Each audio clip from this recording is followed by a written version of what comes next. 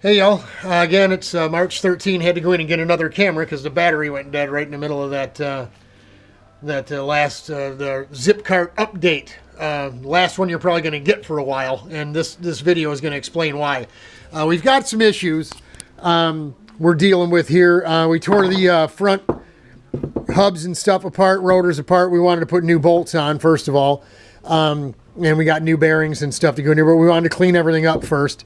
As we're doing this, obviously, we were already working on some other things. The brake pads that were in this cart, I don't know if he cut these himself. It looks like even the rear brake pad doesn't look, that's not, maybe that's a British Kelgate pad. Maybe over the ones you buy from Kelgate and get them imported over here are actually riveted like that, but mine don't look like that. This caliper here is the rear from the old zip cart project here. This is what I have on either one of my front wheels. The exact same caliper on my two fronts on the shifter cart and on my rear with a big spacer for a big fat vented cast iron rotor. Crazy that when I worked at the indoor go-kart place, the JB carts, I think, had this exact same, it was a knockoff. It wasn't a Kelgate, but it looked exactly the same and took the same pads. It was crazy because back then I made that connection with my cart and those carts because I worked on them.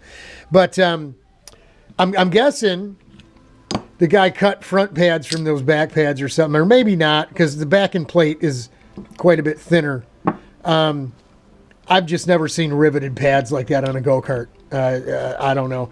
So I took these and I took my own pads, my own used front pads from out of the trailer that were this shape but are bonded. You know, that's a Pierre Huang pad. It's a power pad. How's it going, Pierre? Makes the best brake pads, period. So what we did is we took our old worn out fronts that actually have part of the, you see how this pad doesn't make full contact on the rotor, right? The outside diameter of the rotor is here. Same thing with my fronts as well. And I've got a big 7 3/4 inch rotor on the front of my shifter car, big rotor. I had Pierre cut the padding down for my fronts. They're the same pad, front and rear on my cart, but except I have him cut the pad down. So that's the factory radius there.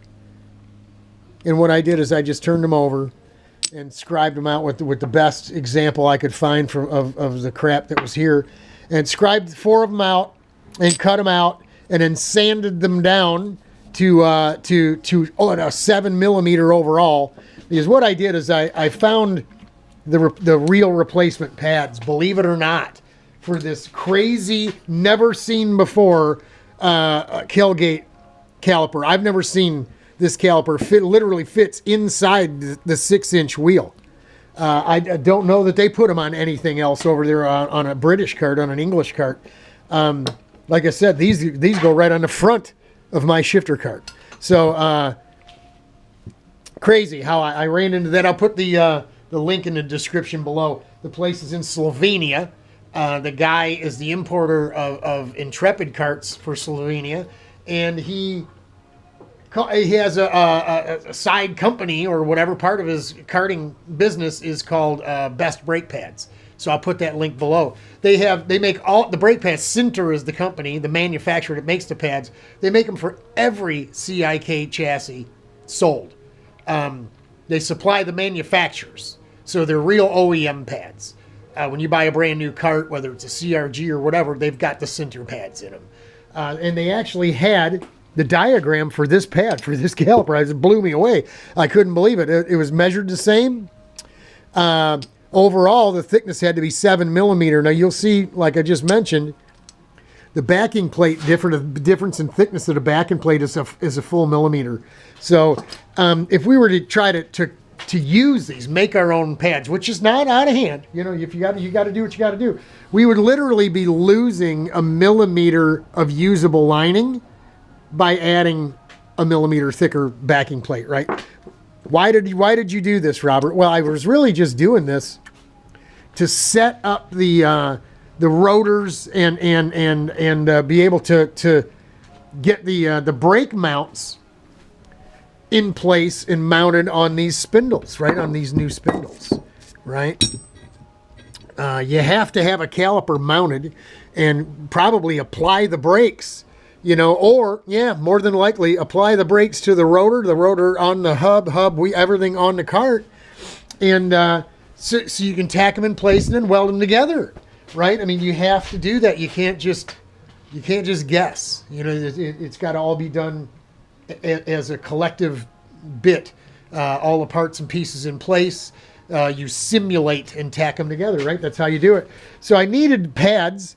So I made these up because these are just junk. I don't, you know. So I made those up. And then I realized when I had to, you know, I wondered why why is 7 millimeter going to be enough when I got this backing plate that was a different size. I measured across, you know, from side to side here, from here to here. From here to here is 20 millimeter. You got two 7 millimeter pads. That's a total of 14 from 20, right? That leaves you 6. So the rotor had to be 5 millimeter, right? Or 6 millimeter. 6 would put you at 0 clearance. So I would say maybe 5.5 millimeters. So you got a quarter of a millimeter on either side for clearance. So I measured them, and this one's just a hair over 5 millimeter, but this one is almost a millimeter thinner, and you can actually see the pattern of those vents. You see that? This is where our problem starts, folks. That's right. I'm going to have to make new rotors. We're not going to make them out of cast. I'm not sure that this is cast anyway, but we'll make them out of steel. I'll call Paul or Brad. Hey, Brad, at Paul Martin, and find out what kind of material they use, you know, so on and so forth. And I'll go to Metal Mart and I'll buy some metal, and we'll probably make a couple sets of these. And luckily, I've met a lot of guys over the years. And Sherry actually worked for a carbide grinding company, and the guy used to surface my my rear rotors, my Ripley rear vented cast iron rotors. We'd have 2 or 3 of them, me and Rich, and we'd rotate them out every off season. We'd put one that had been resurfaced on. And then take the other one and send it over to our buddy, and he'd Blanchard grind it for us, and then we'd just put it in a, lube it up and put it in a bag and save it for the off season for the next year, and we keep swapping them out.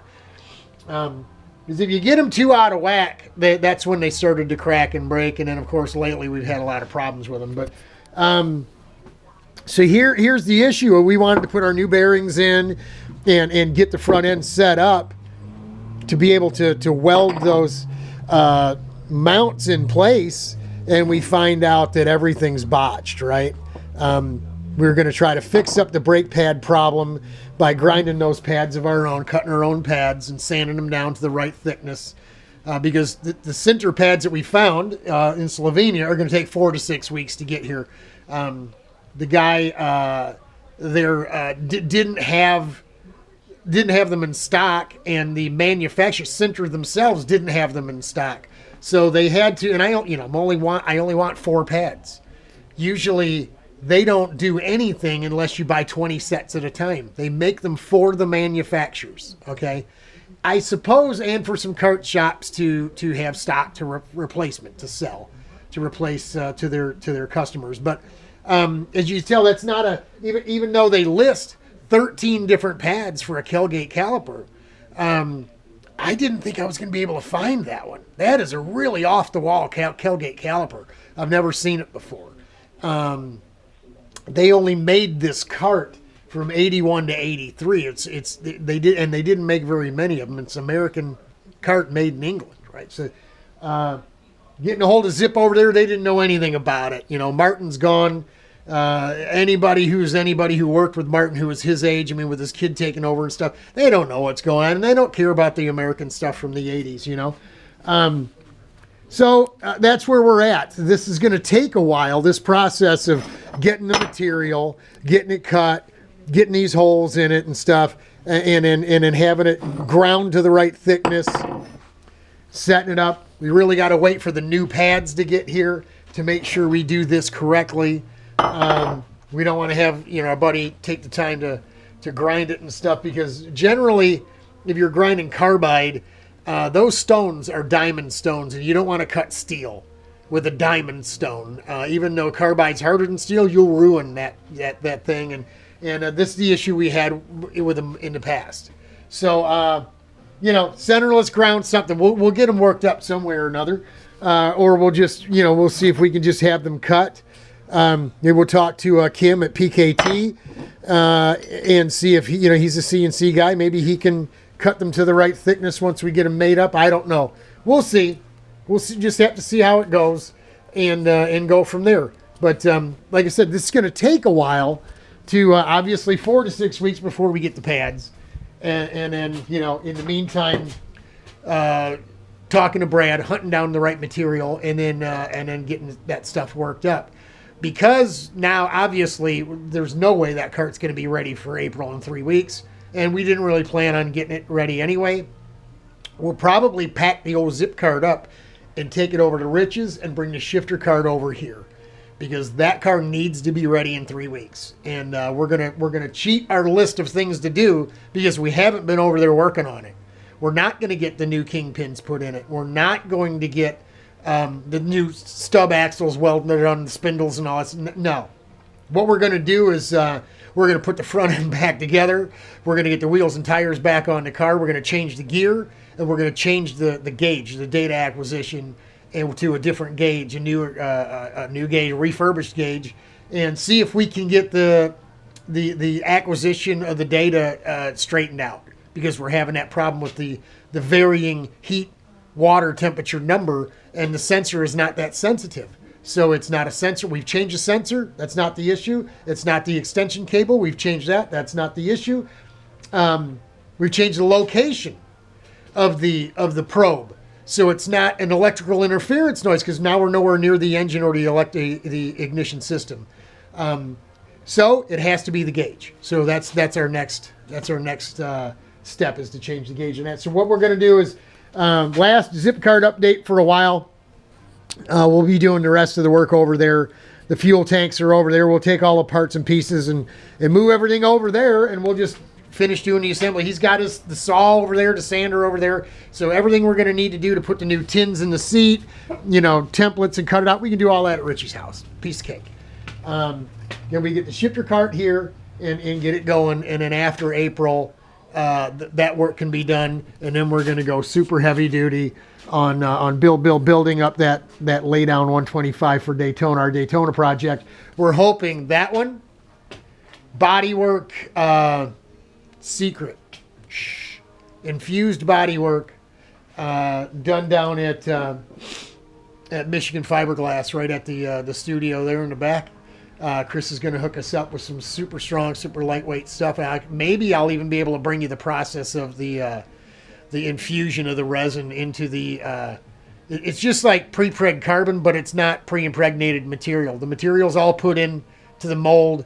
They vacuum bag it and vacuum the resin in and through the part all at the same. Super trick, and it's super strong and lightweight, and it's polyester fiberglass. It's affordable. So we're going to do that. We'll probably take this car and our shifter cart to Nelson Ledges the end of July. We might get this one out at Grattan beginning of July, just to hang out with our buddies for a weekend and get some time on this one here. And then we'll probably leave this one home for Nelson and take the two shifter carts and try to get a shakedown run on the new motor with the big cart with the big 175 pipe on it. Just in primer, you know, with stealth mode, right? Just a couple runs on it, and then run the other cart with some other trick things we're trying. So that's it for the zip updates for a while. Hang in there, folks. It'll get better. The sun's out. The ground is thawed. The snow is gone. Spring is coming. The trees will come alive. The leaves will come back. Hopefully, you know, God brings us good weather and some harmony and peace, and we can all get along as human beings instead of being all up in arms like things have been. That's it. That's all I got for you. God bless, Godspeed. I'm praying for you. Pray for me. Hang in there, y'all. I love you. We're playing around out here working on go-karts.